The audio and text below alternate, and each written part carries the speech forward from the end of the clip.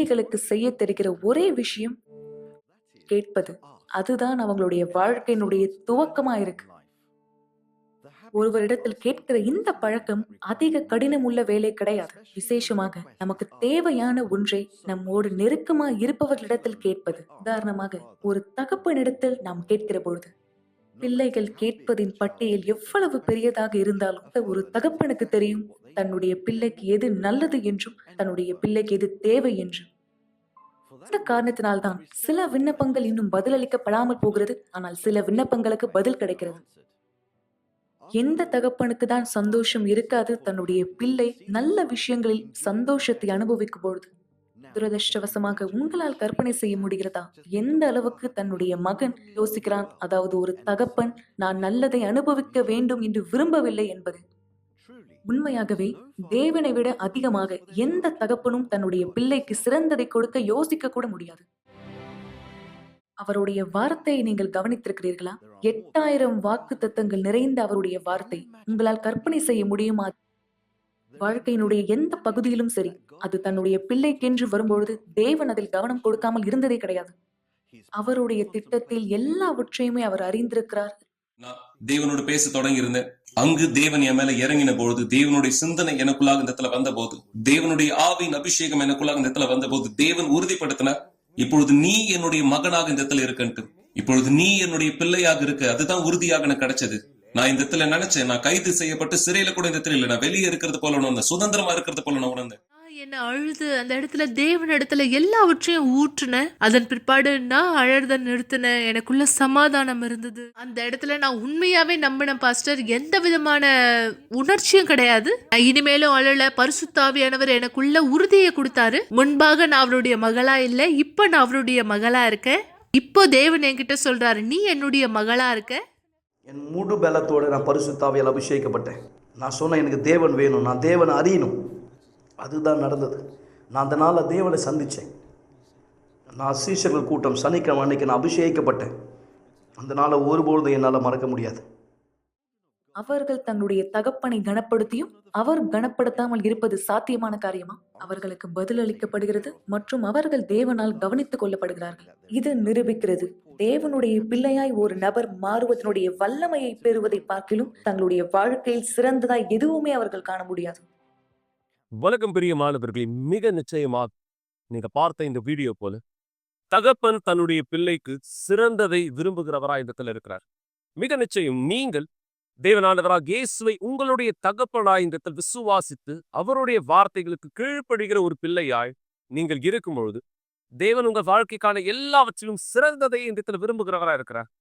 நீங்க உங்க வாழ்க்கையின் மீது தேவனுடைய சிறந்ததை பார்க்கிறவராய் இருக்கிறீர்களா, அல்லது தேவனுடைய சிறந்தது இன்னும் இல்லாத ஒரு வாழ்க்கை வாழ்ந்துட்டு இருக்கீங்களா? மிக சரியா இந்த நேரம் நீங்க யார் நிகழ்ச்சியை பார்த்துட்டு இருக்கீங்களோ உங்களுடைய வாழ்க்கை நிலை என்னன்றது எனக்கு தெரியாது. ஆனா நீங்க சொல்வீர்களே, ஆனால் தேவனானவராக இயேசு என்னுடைய தகப்பனாய் இடத்துல இருக்கிறார். அப்பொழுது அவர் உங்களுக்கான சிறந்ததை விரும்புகிறார். ஆனா அந்த சிறந்தது உங்களுடைய வாழ்க்கை இல்லைன்னு நீங்க சொல்றீங்கன்னா நீங்கள் ஒரு அநீதியை சந்திக்கிறீர்கள். எது சரியாக உங்கள் வாழ்க்கை மீது இந்த செய்யப்பட்டிருக்கணுமோ அது இன்னும் உங்களுடைய வாழ்க்கையில் இல்லாத ஒன்றாய் இந்த இருக்கிறது. ஆனா தேவன் உங்களுக்கான சிறந்ததை இடத்துல கொடுக்க விரும்புகிறவராய் இருந்தும் அந்த சிறந்தது உங்களுடைய வாழ்க்கையில் இல்லையா? நீங்க அதை எப்படியானதான் பாக்குறீங்க? நீங்க அந்த சூழலையை எப்படியானவராய் எதிர்கொள்கிறவராய் இடத்துல இருக்கீங்க? ஒருவேளை இந்த நேரம் நீங்க ஒரு சூழலை குறித்து அழுகிறவராய் இருக்கலாம். நீங்க ஒரு தாயாராய் உங்களுடைய பிள்ளையின் வாழ்க்கை குறித்து அழுது கொண்டிருக்கலாம். ஒரு மனைவியாய் நீங்கள் இந்த நேரம் உங்களுடைய குடும்பத்தில் இருக்கிற சூழலை குறித்து கவலைப்பட்டு நீங்கள் இந்த தவறான யோசனைகளை யோசித்துக் கொண்டிருக்கலாம். நீங்க ஒருவேளை உங்க வாழ்க்கை அழிக்கிறத கொடுத்து கூட யோசிக்கிறவராய் இடத்துல இருக்கலாம். கவனிங்க, நீங்கள் தவறான முடிவு எடுப்பது இந்த நிச்சயம் மிக தவறானது. என தேவன் உங்களுக்கான சிறந்ததை விரும்புகிற பட்சத்திலே நீங்கள் மீதமானதிலே உங்கள் வாழ்க்கையை அழித்துக் கொள்ள நினைப்பதில் புரோஜனமானது என தேவன் எல்லாவற்றிலும் சிறந்ததை தர விரும்புகிறார். தேவன் எல்லாவற்றிலும் சிறந்ததை தர விரும்புகிறார். அவருடைய சிறந்தது நம் ஒவ்வொருத்தருடைய வாழ்க்கையின் மீதும் நிஜமாக்கப்படும்படியாக தேவன் அவருடைய திட்டத்தில் நம்முடைய வாழ்க்கையை இந்த வழி நடத்த விரும்புகிறார். இங்கு தேவனுடைய வார்த்தை சொல்கிறது, எரேமியா 29ஆம் அதிகாரம் 13ஆம் வசனத்திலே இந்த வசனத்தை கவனிங்கள். உங்கள் முழு இருதயத்தோடும், இதோடு உங்கள் முழு இருதயத்தோடும் என்னை தேடினீர்களானால் என்னை தேடுகையில் கண்டுபிடிப்பீர்கள். உங்களுடைய வாழ்க்கைக்கான பதில் நீங்கள் பெற்றுக்கொள்ள விரும்புறீங்களா? உங்க வாழ்க்கையினுடைய சூழ்நிலையை மாற்றிக்கொள்ள இந்த இடத்துல விரும்புறீங்களா? உங்களுடைய வாழ்க்கையிலே நீங்கள் கடந்து போகிற சந்திக்கிற அந்த வலி நிறைந்த ஏமாற்றங்களை ஜெயிக்க விருப்பமுடையவராக இந்த இடத்துல இருக்கிறீங்களா? தேவன் உங்களுக்கான வாய்ப்பை தருகிறார். உங்களுடைய தவறான யோசனைகள், தவறான முடிவுகள், எல்லா அசுத்த வேலைகளை நீங்கள் எதிர்த்து செல்லக்கூடிய பலனை அவர் உங்களுக்கு கொடுக்க தயாரா இருக்கிறார். பாஸ்டர், இது எப்படி சாத்தியம்? இந்த நேரம் நீங்கள் ஒரு சாட்சியை பார்க்க நான் உங்களை வரவேற்க விரும்புகிறேன். இந்த சாட்சி இந்த நீங்கள் புரிந்து கொள்வதற்காக, நீங்கள் தேவனுடைய பிள்ளைகளாய் இருக்கும்பொழுது எப்படியாக அவர் சிறந்ததை உங்களுக்காக கொடுக்கிறவராய் இருக்கிறார் என்பதை பார்க்க. எனவே இந்த சாட்சியை பாருங்கள் இப்பொழுதே.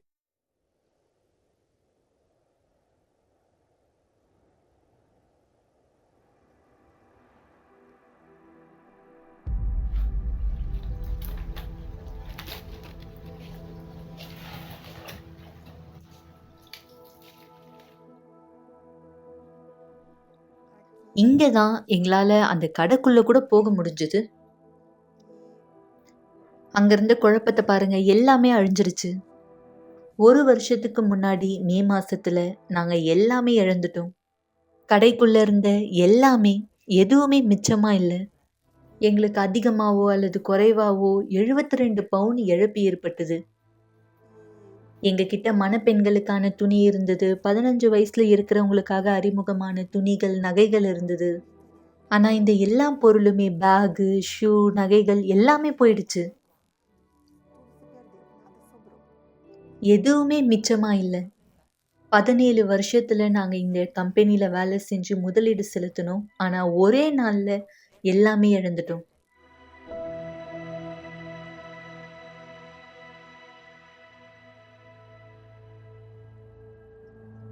இதுதான் என்னுடைய வீட்டுடைய நிலையா இருந்தது. நம்ம இந்த வீட்டு மேல் கூரையிலேருந்து பார்க்கலாம் எந்த அளவு தண்ணி இருக்குன்னு. இது என் கடைக்கு முன்னாடி இப்படிதான் இருந்தது. என் வீட்டுடைய வாசல் துவங்கி என்னோட ரூம் வரைக்கும் இருந்த பொருள் எல்லாமே வேற வேற இடத்துல போயிடுச்சு. என் சமையல் அறையில் இருக்க வேண்டிய ஃப்ரிட்ஜு, என்னுடைய தங்கியிருக்க ரூமுக்கும், அங்கே இருந்த சோஃபா, கழிப்பறை கிட்டேயோ இந்த மாதிரி எல்லா பொருளும் போய் இந்த பொருள் மட்டும்தான் இருந்தது.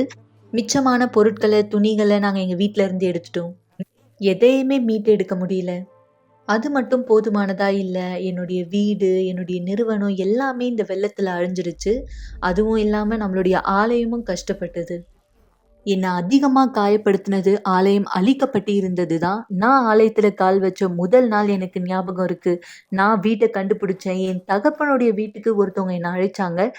அப்படி இருக்கும்போது என் தேவனும் என் தேவனோட வீடும் அங்கே அழிக்கப்பட்டதா இருந்தது. உதவியாளர்களா நானும் என்னுடைய கணவரும் எங்கள் விசுவாசத்தை கைவிடலை. நான் 2 பிளேட்ல திருவிருந்தானது செஞ்சுட்டு இருந்தேன். ஒரு பிளாஸ்டிக் டேபிள நான் ஒருத்தவங்க கிட்டேருந்து கடன் வாங்கியிருந்தேன். இதுதான் முதல் திருவிருந்து ஆலயம் அழிஞ்சிட்டு இருக்க நிலைமையில நடந்தது. நான் திருவிருந்து செஞ்சுட்டு இருந்த போது என்னால் உதவ கூட முடியல. நான் அழுதேன்.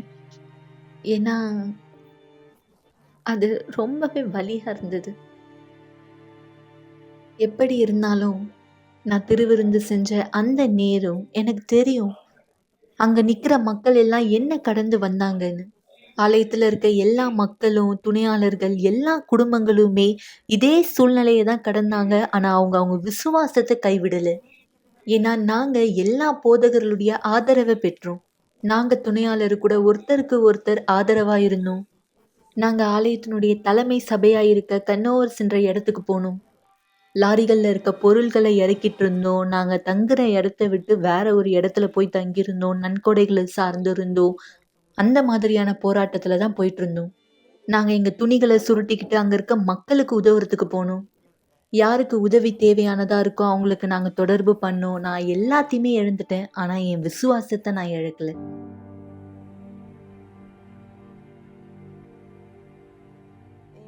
இந்த வெள்ளத்தினால ஏற்பட்ட எல்லா குழப்பத்துக்கு நடுவுல வழக்கமா மருத்துவ பரிசோதனை செய்யும் போது எனக்கு மார்பக புற்றுநோய் இருக்குன்றது கண்டுபிடிக்கப்பட்டது. அது ஒரு பயாப்சி ஊடுருவும் டக்டல் கார்சினோமா அப்படின்ற தீவிரமான ஒரு நோயின்றதை உறுதிப்படுத்தினாங்க. எப்போ எனக்கு புற்றுநோய் இருக்குன்றத நான் ஆகஸ்ட் மாசத்துல கண்டுபிடிச்சேனோ அப்போ எனக்கு அங்க ஒரு முடிச்சு மாதிரி இருந்தது. அக்டோபர் மாதம் அதே மார்பகத்துல எனக்கு 4 கட்டி வந்திருந்தது. கீமோதெரப்பி பண்ணிட்டு இருந்தனால என்னுடைய எல்லா முடியுமே நான் இழந்தேன். என்னுடைய எல்லா முடியும் இழந்தேன். அதனால என்னுடைய தலையை மறைக்க நான் ஸ்கார்ஃப் பயன்படுத்த ஆரம்பிச்சேன். ஆனா என்னுடைய விசுவாசத்தினால எப்பவும் உற்சாகத்தோடு இருந்தேன். யாரா இருந்தாலும் ஆலயத்தை விட்டு கூட போயிருந்திருக்கலாம். ஆனா நான் அங்க இருந்தேன். என் கீமோ செஷனை விட்டு நான் வரும்போது பலவீனமா உணருவேன். சில நேரத்துல நான் வியாதியா உணருவேன். ஆனா அந்த நேரத்துல டீயோ காஃபியோ ஏதாவது குடிச்சிட்டு நான் ஆலயத்துக்கு போவேன் என் தொடர்ச்சங்கிலி ஜெபத்தை செய்யறதுக்காக. அந்த வலி தீவிரமா இடைவிடாம வலிச்சுட்டே இருக்கும்.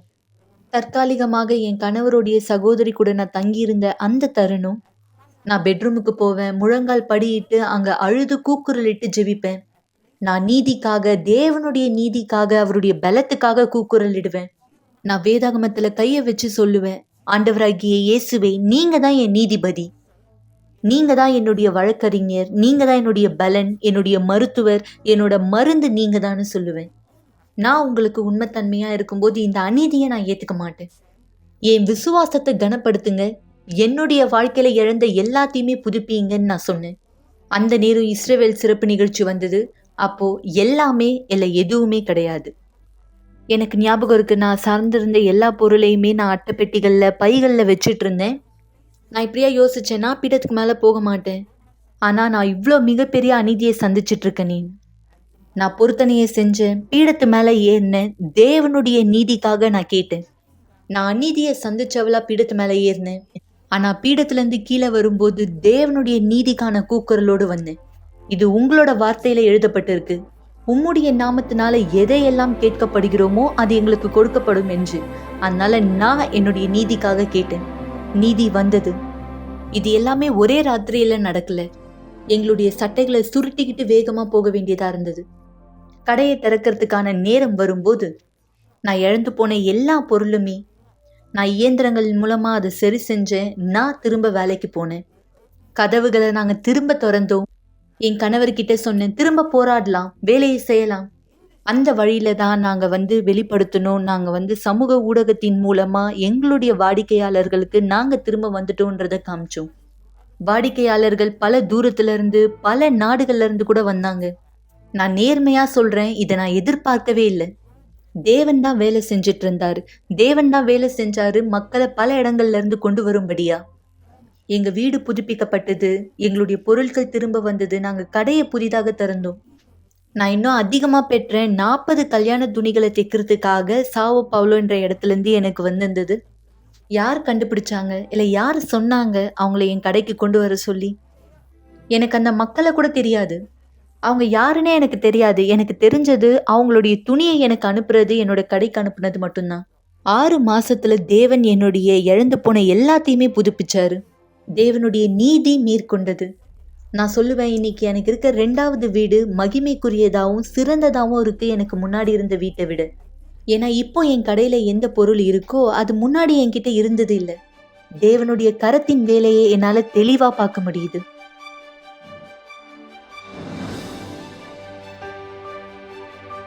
ஓகே, அந்த புற்றுநோயை பற்றி நீங்கள் எதுவுமே சொல்லலையே, என்ன ஆச்சு? அந்த கேன்சர் மறைஞ்சிடுச்சு. நான் குணமாயிட்டேன். தேவனுக்கு மகிமை. யார் முன்னாடி நிறைய முடி இழந்தவங்களா இருந்தாங்களோ இன்னைக்கு எனக்கு நிறைய முடி இருக்கு. ஆமா, நான் குணமாயிட்டேன். தேவனுக்கு நன்றி. நான் ஆரோக்கியமா இருக்கேன். 2 மாசத்துக்கு முன்னாடியே எல்லா டெஸ்ட்டுமே முடிஞ்சிடுச்சு. முழுமையா எல்லாமே சரியாயிடுச்சு. இன்னைக்கு எல்லாமே அருமையானதா இருக்கு. தேவனுக்கு மகிமை. இன்னைக்கு நம்மளுடைய ஆலயமும் புதிதாய் மாற்றப்பட்டிருக்கு. முன்னாடி இருந்ததை விட நம்ம ஆலயம் இன்னைக்கு ரொம்ப அற்புதமா இருக்கு. நம்மளுடைய ஆலயம் போர்ட்டபெல்லோ கன்னோர்ஸ்ல இருக்கு. வித்தியாசம் என்னன்னா விடாமுயற்சி மட்டும்தான். விடாமுயற்சின்றது பின்னாடி பார்க்கறது கிடையாது. சந்திக்கிற போராட்டங்கள்ல, கடினங்கள்ல தேவனை குறை சொல்றதோ கேள்வி கேட்கறதோ கிடையாது. நம்மள முன்னோக்கி கொண்டு போகணும். பாலைவனங்களை கடக்கணும். என் கூட அவங்க இருந்த நாள் எல்லாம் ஒரு தடவை கூட குறை சொன்னது கிடையாது. ஷீலா அழுத நான் பார்த்ததே இல்லை. மேலும் அவங்க எப்போதும் அவங்க தலையை நிமிர்ந்து தான் நடப்பாங்க. எங்க அம்மா ஒரு பொழுதும் தேவனிடத்துல கேள்வியோ குறையோ சொன்னதை நான் பார்த்ததே இல்லை. அவங்க எப்போதும் தேவனுக்கு நன்றி சொல்லுவாங்க. ஆசீர்வாதத்தை காட்டிலும் கடினமான நேரத்துல தேவனுக்கு நன்றி சொல்லணும்னு எப்பொழுதும் அவங்க சொல்லுவாங்க. சரியா, இதனுடைய பிரதிபலிப்பு தான் என் விசுவாசத்தை எழ செஞ்சது, விழிப்படைய செஞ்சது. எனக்குள்ளாக இந்த சமாதானத்தை பெற்றுக்கொள்ளணும்னா நான் என்னுடைய வாழ்க்கையை இயேசுவுக்கு கொடுக்கணும்னு. பாருங்க, இந்த சூழ்நிலையில் பரிசுத்த ஆவி உங்களோடு இல்லைனா நீங்கள் எந்த மாதிரியான முடிவு எடுத்திருப்பீங்க? நான் இன்னைக்கு உயிரோடு இங்க இருந்திருக்க மாட்டேன். இந்த இடத்துல கூட நான் இருந்திருக்க மாட்டேன். நான் எல்லா நேரமே சொல்லுவேன், பரிசுத்தாவி நம்மளுக்கு நெருக்கமா இருக்கும்போது எல்லா நாளுமே நம்ம 2 பக்கமும் அவருடைய கவசம் இருக்கும். அநீதியானது வந்தாலும் அந்த அநீதியை தேவன் அனுமதிச்சிருக்காரு அவருடைய நீதி நடைபெறுறதுக்காக. நான் எல்லா நேரமே சொல்லுவேன், விசுவாசத்தினுடைய செயல் ஒன்றிணைந்து நடக்கும்.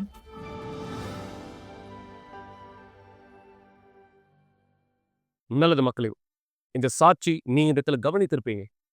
எல்லாமே அருமையானதா இருந்த சூழ்நிலையிலே எப்படியாக எல்லாமே தலைகீழா இந்த இடத்துல மாறியது. என இந்த நபர் சந்தித்த சூழ்நிலைகளை நீங்க வரிசைப்படுத்துவீங்கன்னா, பெரும் மழையின் காரணமாய் தன்னுடைய வியாபாரத்தை இழந்தார். ஆம், இவருடைய வாழ்க்கை மோசமான சூழ்நிலைக்கு தள்ளப்பட்டதா இந்த இடத்துக்கு இருந்தது. நான் சொல்றேன் சரிங்களா? இவர் தன்னுடைய சரீரத்திலே வியாதியானது இந்த இடத்துல சந்தித்தார். இந்த வியாதியானது இவருடைய வாழ்க்கையை இந்த இடத்தில் மோசமான நிலைக்கு தள்ளியது.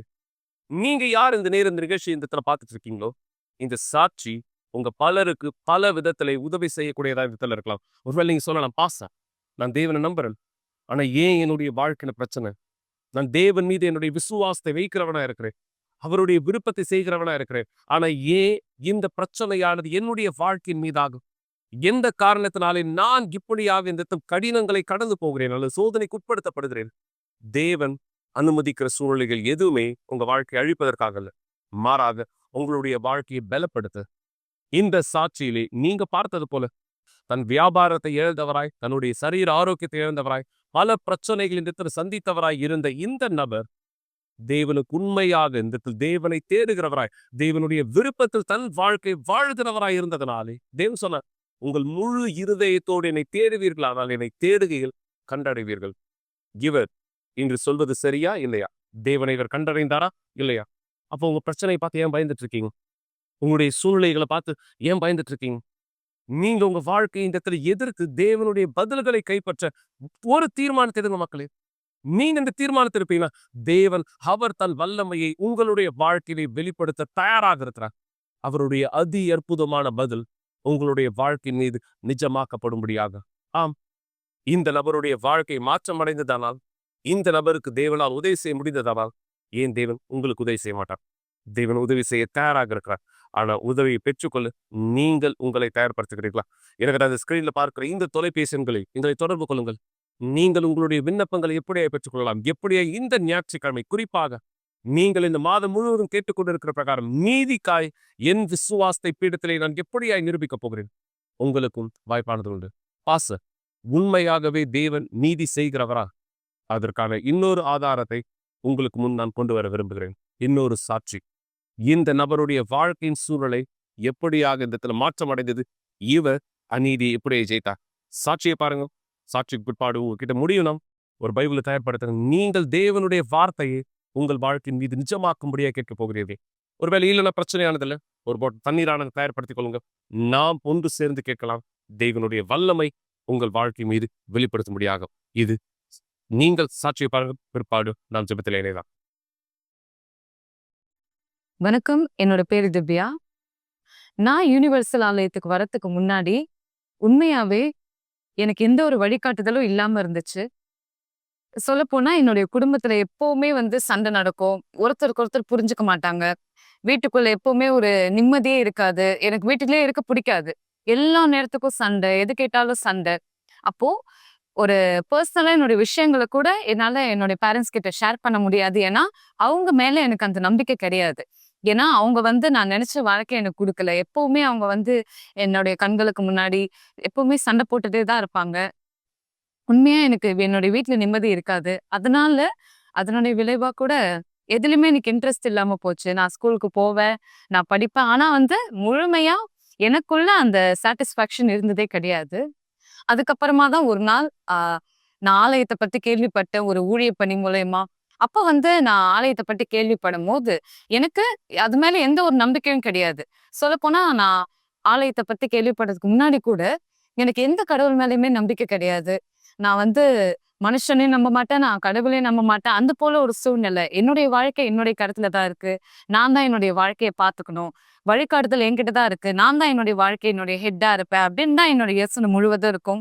முற்றிலுமா எனக்கு ஏதாவது உதவி தேவைன்னா கூட பர்சனலா நான் யார்கிட்டயும் நான் கேட்க மாட்டேன். ஏன்னா யாரு மேலேயும் எனக்கு அப்ப நம்பிக்கை கிடையாது. அதுக்கப்புறம் தான் நான் ஆலயத்தை பத்தி கேள்விப்பட்டேன். அப்ப ஆலயத்துக்கு முதல் முறை வந்தபோது எனக்கு ஒண்ணுமே புரியல. ஏன்னா நான் புரிஞ்சுக்கணும் அப்படின்ற ஒரு நோக்கத்துல வரல. சரி கூப்பிட்டாங்களே அப்படின்னு ஒரு கட்டாயத்தினுடைய நோக்கத்தினால தான் நான் வந்தேன். எனவே நான் ஆலயத்துக்கு வந்துட்டு அப்புறம் அங்க நடக்கிற விஷயங்கள்லாம் பார்த்தேன். ஏதோ ஒண்ணு வித்தியாசமா இருந்துச்சு அந்த இடத்துல. சோ அப்பதான் அது என்னுடைய கவனத்தை ஈர்க்க ஆரம்பிச்சது. என்ன இந்த இடத்துல வித்தியாசமா இருக்கு? ஏன்னா நான் நிறைய இடத்துக்கு போயிருக்கேன். என்ன இந்த இடத்துல வித்தியாசமா இருக்கு? அதுக்கப்புறமா தான் உண்மையாவே தேவனுடைய வார்த்தைய அதோடைய வல்லமை என்னன்னு நான் புரிஞ்சுக்க ஆரம்பிச்சேன். வந்தப்போ எனக்கு என்ன புரியலனா கூட பட் எனக்குள்ள ஒரு உறுதி. ஆனா புரியலனா நான் அங்க இருக்கணும். நான் அங்க இருக்கணும், கேட்கணும். எல்லாமே என்ன நடக்குதுன்னு நான் புரிஞ்சுக்கணும் அப்படின்ற ஒரு இன்ட்ரெஸ்ட் முதல்ல வர ஆரம்பிச்சது. அதுக்கப்புறமா தான் நான் ஒரு விஷயம் முதல்ல புரிஞ்சுக்கிட்டேன். என்னுடைய சுத்தி இருக்க சூழ்நிலை மாறணும் அப்படின்னா முதலாவது எனக்குள்ள மாற்றம் ஏற்படணும் அப்படின்ற ஒரு விஷயம் தான் நான் புரிஞ்சுக்கிட்டேன். அதுக்கப்புறமா முதல்ல நான் புரிஞ்சுக்கணும் என் மேல தப்பு இருக்கு அப்படின்னு சொல்லிட்டு. ஏன்னா நான் யார்கிட்டயும் முகம் கொடுத்து பேச மாட்டேன். எல்லா நேரமும் நான் என்கிட்ட பேச வரவங்க கிட்ட கூட நான் அவ்வளவு கோவமா நடந்துப்பேன். யாரும் என் கூட இருக்க விரும்ப மாட்டாங்க. எப்பவுமே நான் அவங்க மேல கோவமா இருக்கிறதுனால. ஏன்னா எனக்குள்ள உண்மையா அதான் இருந்துச்சு. சோ என்னால அதை தான் வெளிப்படுத்த முடிஞ்சுது.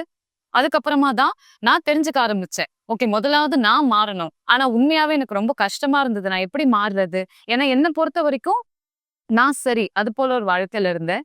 சோ மாறணும் சொல்லும்போது அந்த விஷயம்லாம் உண்மையா எனக்கு காயப்படுத்துச்சு. அதுக்கப்புறமா நான் தப்பு அப்படின்றத புரிஞ்சுக்கவே எனக்கு நேரம் எடுத்தது. அதுக்கப்புறமா நான் ஆலயத்துல பரிசுத்த ஆவி பத்தி கேள்விப்பட்டேன். முன்னாடி நான் நிறைய ஆலயங்களுக்கு போயிருக்கேன். ஆனா எந்த இடத்துலயுமே பரிசுத்த ஆவி பத்தி நான் கேள்விப்படல. ஜஸ்ட் அப்படி ஒருத்தவங்க இருக்காங்க அப்படின்றது மட்டும்தான் தெரியும் தவிர, அவங்கள பரிசுத்த ஆவி நம்ம பெற முடியும்.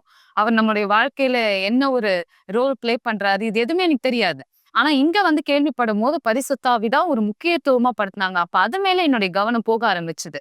அப்ப அந்த நேரம் நான் புரிஞ்சுக்கிட்டேன். எனக்கு சுத்தி எவ்வளவு பிரச்சனை இருந்தாலும் முன்னாடி நான் எனக்கு கவனம் கொடுக்கணும். என்னுடைய உட்புறத்துக்கு கவனம் கொடுக்கணும் அப்படின்னு நான் தெரிஞ்சுக்கிட்டேன். எனவே தொடர்ந்து நான் என்னுடைய குடும்பத்துக்காக எல்லாருக்காகவும் ஜெபிக்க ஆரம்பிச்சேன். ஆனா அந்த நேரம் என்னுடைய முழு கவனம் நான் பரிசுத்த ஆவிக்கு கொடுக்கணும்னு தீர்மானம் எடுத்தேன். அதுக்கப்புறம் தான் இஸ்ரவேல் சிறப்பு நிகழ்ச்சி வந்தது. தானியேல் உபவாசத்தோடு சேர்ந்து அதை பத்தி கேள்விப்படும் போது நான் எங்கேயுமே நான் கேள்விப்பட்டதில்லை. ஃபர்ஸ்ட் டைம் நான் இந்த இடத்துல கேள்விப்பட்டேன்.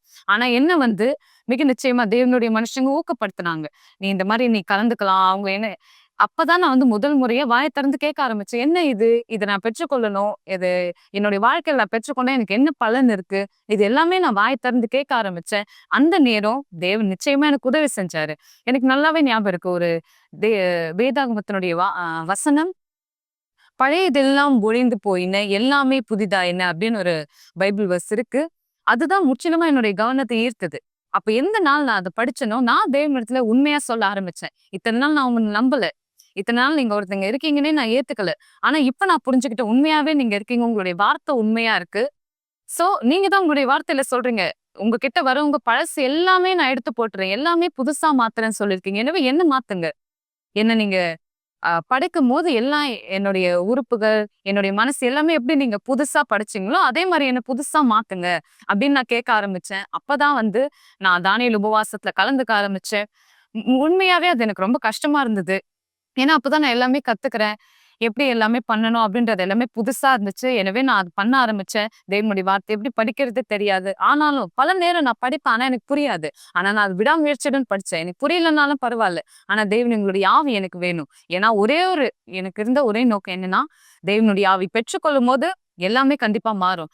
அதே போல இதை நான் எப்போ என்னுடைய ஆவிக்குரிய வாழ்க்கையில நோக்கம் முழுவதும் கொடுத்தனோ என்னை சுத்தி இருக்க சூழ்நிலைகள் மாற ஆரம்பிச்சது. அதே போல இன்னும் அதிகமான பிரச்சனையும் கூட வர ஆரம்பிச்சது. என்னுடைய திசை திருப்பறதுக்காக, என்னுடைய கவனம் திசை திருப்பறதுக்காக. அப்ப அந்த நேரம் நான் தொடர்ந்து ஆலயத்துல மீட்டிங் அட்டென்ட் பண்ணப்போ நான் கத்துக்கிட்டேன். அது கண்டிப்பா நம்ம எப்போ உண்மையா ஒரு நோக்கத்தை நோக்கி போறோமோ நமக்கு நிறைய டிஸ்ட்ராக்ஷன்ஸ் வரும். எனக்கும் அதே போல நிறைய இருந்தது. பிற்பாடு நான் சிறப்பு நிகழ்ச்சியில தியாகம் செய்யணும்னு நான் முடிவெடுத்தேன். ஏன்னா நான் அந்த நேரம் புரிஞ்சுக்கிட்டேன். இது வெறும் நீதி கிடையாது. நான் ஜஸ்ட் தேவனுக்கு ப்ரேயர் பண்ணிட்டு அதுக்கப்புறமா அவருடைய வார்த்தை படிச்சுட்டு உங்களுடைய ஆவியை கொடுங்க அப்படின்னா கண்டிப்பா எனக்குள்ள அந்த மனசாட்சி இருந்தது. இது செயல்பட முடியாது. நீ தியாகம் செய்ய வேண்டியது அவசியமா இருக்கு அப்படின்னு தேவன் தாமே எனக்கு உணர்த்தினார். எனவே அப்ப என்னோட சொந்த தியாகத்தை நான் ஆயத்தப்படுத்தினேன். என்னால முடிஞ்ச அளவுக்கு என்னுடைய முழு சிறப்பானது போட்டேன். அப்ப அந்த நேரம், அந்த நாள் ஒரு ஞாயிற்றுக்கிழமையா இருந்துச்சு. அப்ப தியாகத்தை நிறைவேற்ற வேண்டிய நாள் அது. அப்ப அந்த நாள் நான் காலைல எழுந்திருக்கும் போதே என்னோட யோசனை முழுவதும் இதுதான். இல்ல இதுதான் எனக்கான நாள். நான் தேவன் கிட்ட சொன்னேன், தேவனே உங்களை பத்தி நான் கேட்கிறேன். மத்தவங்க சொல்றாங்க உங்களை பத்தி. அவங்க ஆவிய பரிசுத்த ஆவி பெற்றுக்கொண்டாங்க. அவங்க வாழ்க்கை எப்படி மாறுச்சுன்னு எல்லாமே கேள்விப்படுறேன். நான் அதை விசுவாசிக்கிறேன் கூட. நான் ஆமேன் அப்படின்னு சொல்றேன் கூட. ஆனா என்னுடைய வாழ்க்கையில அது கிடையாது. நான் மத்தவங்க சொல்லி, ஓ அப்படியா அப்படின்னு கேட்க விரும்பல. ஆனா உண்மையாவே உங்க கூட தனிப்பட்ட உறவு எனக்கு வேணும். பல விஷயம் தேவன் எது தப்புன்னு உணர்த்துறாரோ நான் அதை மாத்திக்கிறேன். அப்ப மிக நிச்சயமா அவருடைய ஆவி எனக்கு வரணும்ல. அப்போ நான் தேவன் இடத்துல இதுதான் கேட்டேன். தேவனே இப்ப என்னோட வாழ்க்கைக்காக நீங்க என்ன வச்சிருக்கீங்க? உண்மையா நான் அப்படிதான் பேசினேன் தேவன் கிட்ட. இது ரொம்ப கஷ்டமான விஷயம் கிடையாது. நான் என்னை முழுசா அர்ப்பணிக்கிறேன். எனக்கு உங்களுடைய ஆவியை கொடுங்க. அதுதான் உங்களுடைய முழுமையா இருக்கு. அப்ப அந்த நாள் எனக்குள்ள உறுதி கிடைச்சது. அதுதான் அந்த நாள் தான் எனக்கு பரிசுத்த ஆவியானவர் அபிஷேகமும் கிடைச்சாரு. அதுக்கு பிற்பாடு நான் தெரிஞ்சுக்கிட்ட ஒரே விஷயம், முழு கவனமும் நம்ம தேவன் மேல கொடுக்கும்போது, எந்த எந்த விஷயத்துலாலும் நம்ம முழு ஃபோக்கஸ் நம்ம கொடுக்கும்போது, கண்டிப்பா தேவன் மீது எல்லாத்தையுமே பார்த்துப்பாரு. அப்ப அதுக்கப்புறம் தான் தொடர்ந்து பரிசுத்த ஆவி கிடைச்ச உறுதியோடு நான் என்னுடைய குடும்பத்துக்காக ஜெபிக்க ஆரம்பிச்சேன். என் குடும்பம் இப்போ என்னுடைய அம்மா, என்னுடைய அப்பா, என்னுடைய அக்கா எல்லாருமே ஆலயத்துல இருக்காங்க. ஓகே, இப்போ என்னை பொறுத்த வரைக்கும் இப்ப என்னுடைய வாழ்க்கை, என்னுடைய கண்ட்ரோல் என்கிட்ட கிடையாது. சோ நான் எதை பத்தியும் அவ்வளோ கஷ்டப்படணும் தேவையில்லை. என்னுடைய வாழ்க்கையினுடைய ஃபுல் கண்ட்ரோல் நான் தேவன் இடத்துல கொடுத்துட்டேன். இப்ப என்னை பொறுத்த வரைக்கும் ஜஸ்ட் அவர் என்ன சொல்றாரோ நான் அதுக்கு கீழ்ப்படியணும். இப்படிதான் என்னுடைய வாழ்க்கை போயிட்டு இருக்கு. உண்மையாவே நான் ரொம்ப சந்தோஷமா இருக்கேன். நான் தேவனுடைய ஊழியத்தை செய்யறேன். இன்னும் அதிகமா நான் அவருக்கு செய்யணும்னு விருப்பப்படுறேன். பரிசுத்த ஆவியானவர் உண்மையாவே என் வாழ்க்கையில இப்படிப்பட்ட வித்தியாசத்தை செய்திருக்கார்.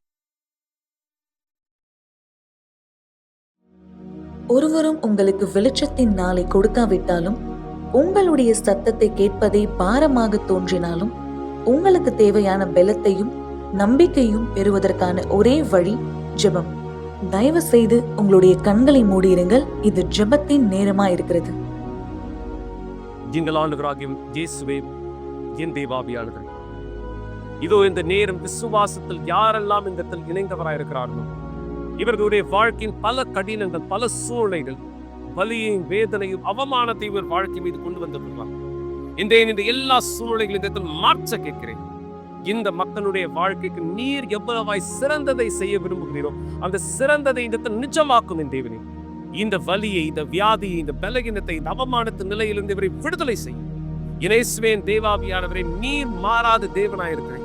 இந்த சாட்சியிலே மக்கள் எப்படியே பதிலை பெற்றார்களோ, இந்த மக்களுக்கு யார் நிகழ்ச்சியை பார்த்து கொண்டிருக்கிறார்களோ இவர்களுக்கும் அதே காரியத்தை நீ செய்ய விரும்புகிறேன். இன்னும் மேலான காரியங்களை கூட. ஆனால் இவர் உமக்கு அனுமதி கொடுக்க தயாராயிருக்கிறாரா? இதுதான் என் தேவனை நீர் எதிர்பார்க்கிறதா இருக்கிறது. எனவே இந்த நேரம் யாரெல்லாம் இந்த விசுவாசத்து தன் வாழ்க்கையினுடைய ஒரு மாற்றத்திற்காக உம்முடைய சத்தத்தை கேட்கவும் கீழ்ப்படியவும் உம்முடைய விருப்பத்தில் நடக்க தயாரா இருக்கிறாரோ இவர்களுக்கு பலனை தாரும் என் தேவனே. இந்த விசுவாசம் சிறப்பு நிகழ்ச்சியில் இணைய மட்டுமல்ல, தன்னுடைய வழக்கை உம்மிடத்தில் கொண்டு வருவதற்காக, நீதியின் வழியிலே நடப்பதற்காக, உம்முடைய கரத்திலிருந்து நீதியை பெறுவதற்காக நீர் இவருக்கு உதவி செய்யும். இவருடைய வாழ்க்கை, வழி, செயல் எல்லாவற்றையும் இந்த கைகளில் ஒப்படைக்கிறேன். மேலும் தேவனே, யாரெல்லாம் இந்த நேரம் தன்னுடைய கரங்களில் தண்ணீரானதை ஆயத்தப்படுத்தியிருக்கிறார்களோ இந்த தண்ணீரானது அபிஷேகப்படுத்தும்படி கேட்கிறேன். இவரும் இவருடைய குடும்பத்தார் இந்த தண்ணீரிலிருந்து குடிக்கும் பொழுது உம் வல்லமையிலிருந்து குடிப்பார்கள். உம்முடைய குணமாக்குதலை பெறுவார்கள். உம்முடைய விடுதலையை பெறுவார்கள். உம்முடைய அதி அற்புதமான நாமத்திற்கான சாட்சிகளாயிருப்பார். இதோ இப்போதே இந்த மக்களுடைய வீட்டின் மீது குணமாக்குதலை, இவர் சரீரத்தின் மீது ஆரோக்கியத்தை, இவருடைய வாழ்க்கை வழிகள் எல்லாவற்றையும் உம்முடைய விருப்பம் நிறைவேறும்படி இவருடைய கரங்களை பிடித்திருக்கிறது தண்ணீரோடு சேர்ந்து அபிஷேகம் செய்கிறேன், ஆசீர்வதிக்கிறேன் இயேசு கிறிஸ்துவின் பெயராலே, ஆமென். தேவன் உங்களுடைய வாழ்க்கையின் மீது அதி அற்புதமான காரியங்களை செய்ய தயாராக இருக்கிறார். மக்களை, நீங்கள் ஆயத்தமா இருந்தால் அது உங்களுக்கானது. மறக்காதீர்கள். இங்கிருந்து நீங்க புறப்படுறதுக்கு முன்பாக நாளை நம்முடைய ஆலயத்தில் மிக விசேஷித்த ஒரு கூட்டமானது நாம் செய்ய போகிறோம். ஆம், எல்லா தம்பதியர்களுக்கு ஒரு மிக சிறப்பான வழிநடத்துதலை நாம் கொடுக்க போகிறோம். நீங்க யார் திருமணமானவர் அல்லது திருமணத்துக்காக உங்களை தயார்படுத்திக் கொள்ளுங்க, உங்களுடைய வீட்டையும் உங்களுடைய குடும்பத்தையும் ஆசீர்வதிக்க விருப்பமுடையவராக இருக்கிறீர்கள், நாளை இரவு 7 மணிக்கு அன்பின் சிகிச்சைக்கான கூட்டத்தில் நீங்கள் எங்களோடு இணையலாம். நாங்கள் போதகர்கள் எல்லோருமே இந்த ஒருமனப்பட்டு தேவனுடைய வார்த்தையின் வழிநடத்தலை உங்களுக்காய் கொடுக்க இங்கு தலைமை சபையில் இந்த இணைந்தவராக இருப்போம். எனவே உங்களை தயார்படுத்துங்கள். நாளை இரவு 7 மணிக்கு அன்பின் சிகிச்சைக்கான கூட்டத்திலே நீங்கள் எங்களோடு இந்த இணைய. மேலும் மக்களை மறக்காதீர்கள், இந்த ஞாயிற்றுக்கிழமை உங்கள் எல்லோருக்கும் வாய்ப்பானது இருக்கிறது. பீடத்திலே நீங்கள் தேவனுடைய நீதியானதை கேட்பதற்காக. ஆம், தேவனுடைய நீதியானதை நீங்கள் பீடத்திலிருந்து பெற்றுக்கொள்ளும்படியாக வரவேற்கப்படுகிறீர்கள். இந்த தொலைபேசி எண்களை தொடர்பு கொள்ளும், போன் மூலமாகவோ அல்லது வாட்ஸ்அப் மூலமாக தொடர்பு கொள்ளுங்க. தேவன் உங்களுக்கு உதவி செய்ய தயாராக இருக்கிறார். தேவன் உங்களோடு இருப்பார். நாளை இரவு மீண்டும் இந்த நிகழ்ச்சி சந்திக்கலாம் அல்லது ஆலயத்தில். தேவன் உங்களை ஆசீர்வதிப்பாராக.